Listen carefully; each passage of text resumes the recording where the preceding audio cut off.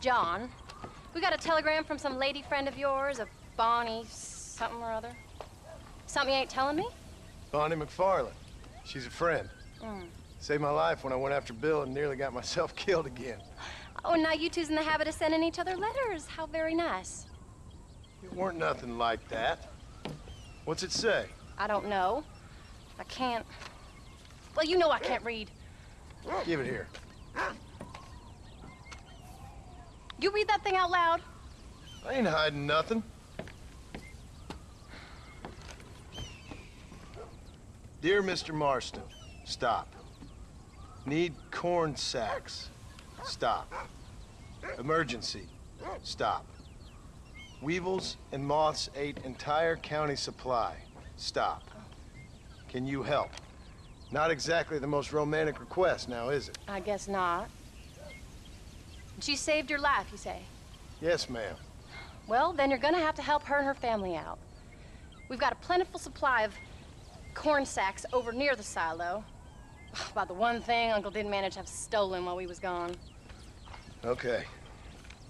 Hurry back, John. And John, what's she like? You know. A little bit like you, I guess. She's a woman in a man's world.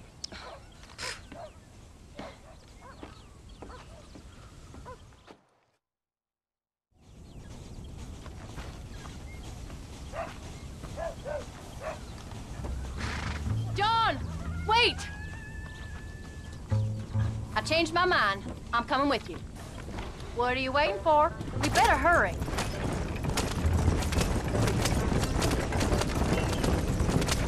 I don't think I can let you go off again without me. Fair enough. I'm glad of the company. You only had to ask. Ask? I was waiting for you to ask me. I thought you'd want to keep an eye on the boy. Oh, while you were off cavorting with cowgirls in the next county? I don't think so, John Marston. You only just got home. That Jack has seen enough of me for a lifetime. So, is she married? This Bonnie McFarland? No. What does she look like? I don't know. Pretty normal, I suppose. Normal? What? Normal like me? No. Normal as in 2 eyes, mouth, nose, that kind of normal. Besides, ain't no woman fine as you. A little flattery. Now we're finally getting somewhere. If you find yourself in a hole, the first thing to do is stop digging. Another pearl of wisdom from John Marston. I sure do miss those. I never took you for the jealous type, Abigail. I ain't jealous so much as curious. You heard what she wrote. It's just some corn. She saved my life, and she was decent enough to me, so I owe her this much at least. How did she save your life anyway?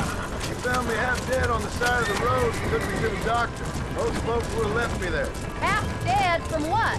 Bill didn't take so kindly to me visiting unannounced. Bill never did like surprises. How was he? Same as he was when we left. Angry and dumb. Taking his revenge out on the world. People down there was really scared of him. Of Bill? You gotta be kidding me. He was only surprising if he was afraid of dumb fools. Bill weren't so bad, but when Dutch went crazy, Bill took it hard. For a while, we all thought we'd found something right. Better way to live, but it was just a lie. Oh, you saw before they did. Maybe. But they was still kind of a family. A family that left you for dead. You knew the truth, John, and they hated you for it. Where did they take you? Who? Those government bastards. Where did they hold you and Jack? I ain't sure. They kept their eyes covered there and back. Can't have been too far from here, though. They treat you right? It ain't the first time I've had a gun to my head, John. You're forgetting your marriage proposal. Very funny. No, they learned pretty quick what would happen if they laid a finger on me.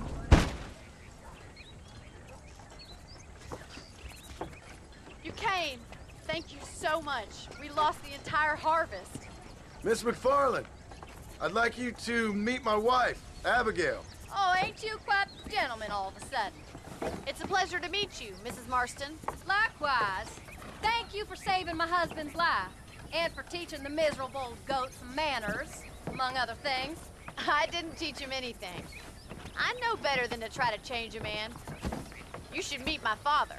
Oh, people can change, Miss McFarland. John and I have to believe that more than anybody. This is a decent first harvest for you, John. You should be proud. That's good land you got there. How are you feeling, Mrs. Marston? From what your husband told me, it must have been awful for you. I've been through worse, and I knew he'd be back before too long. He can't cook a meal to save his life. Abigail, in my darkest hours, when I was most homesick, just the thought of one of your rat meat stews kept me pushing forward. Well, about as amusing as a weeping saddle sore, ain't he, Miss McFarland? If you're gonna start yammering about women's work, John, I'd say you might be in the wrong company. I'd say so, too. I never felt so outnumbered.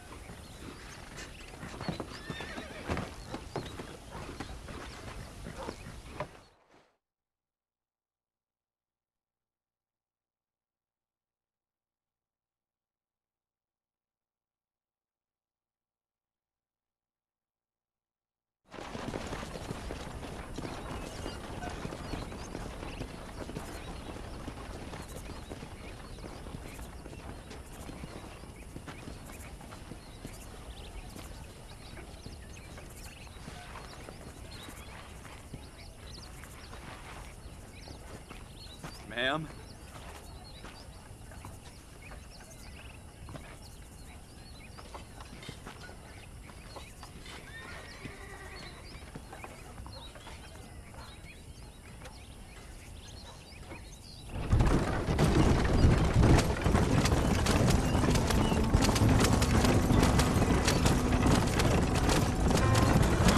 So that was the famous Bonnie. That was her, all right. She's pretty. She's normal, like I said. Well, you always wanted to be a rancher. I'd have thought she'd be just your thing. The perfect rancher's wife, if I ever saw one. I already got a rancher's wife. I'm only teasing. I like her, and I'm glad she saved your life. Most of the time, anyways. The McFarlands are good people. She did blush redder than a shepherd's sunset when she saw you, though. I have that effect on women. You've clearly had one too many blows to the head. You ain't wrong about that, Mrs. Marston.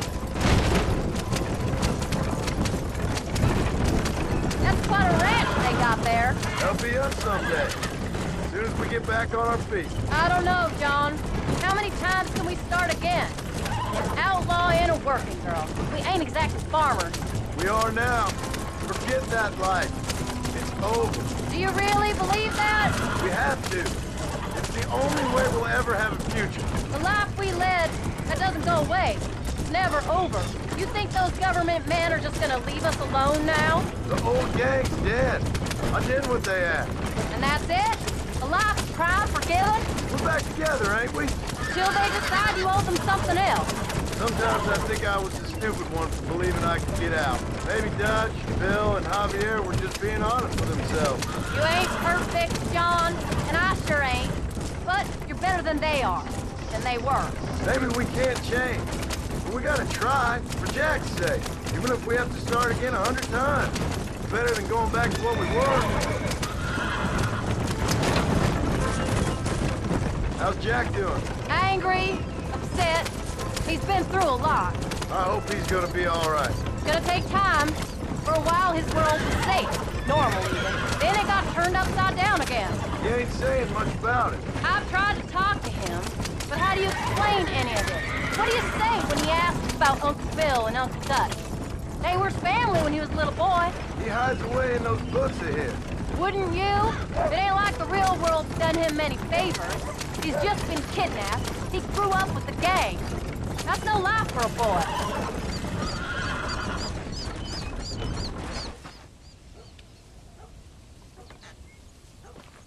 We did good today, John. I guess I better go fix us something to eat.